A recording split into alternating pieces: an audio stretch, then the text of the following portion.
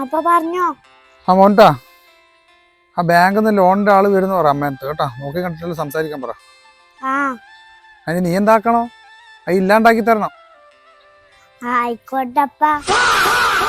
ശരി. ആ ശരി.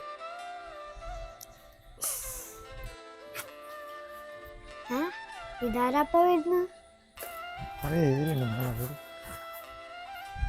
ആ അപ്പം പറഞ്ഞ ടീമാന്ന് തോന്നുന്നു. രതീഷിന്റെ വീടല്ലേ?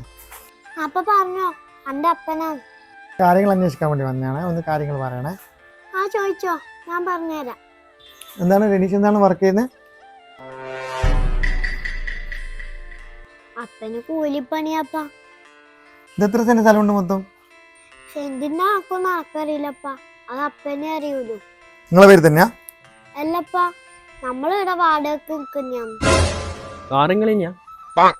എന്റെ അപ്പ. നിങ്ങളെ ഓരോന്ന് പറയല്ല, ഇത് വേറെ ആളെ കാറാണ്. ഇവിടെ കയറ്റിയിടുന്നല്ലോ. ടൂ വീലർ ഉണ്ടോ? ആ, ടൂ വീലർ ഉണ്ട്. ഇല്ല.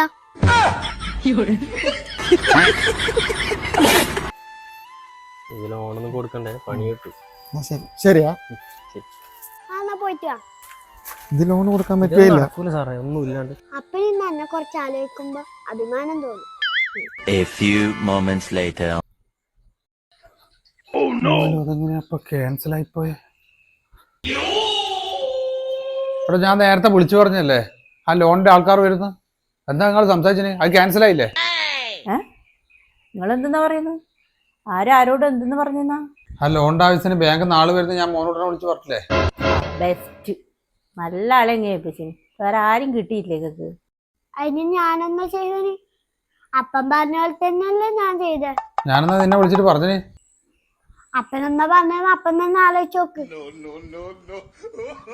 നീ എന്താക്കണോ? അത് ഇല്ലാണ്ടാക്കി തരണം.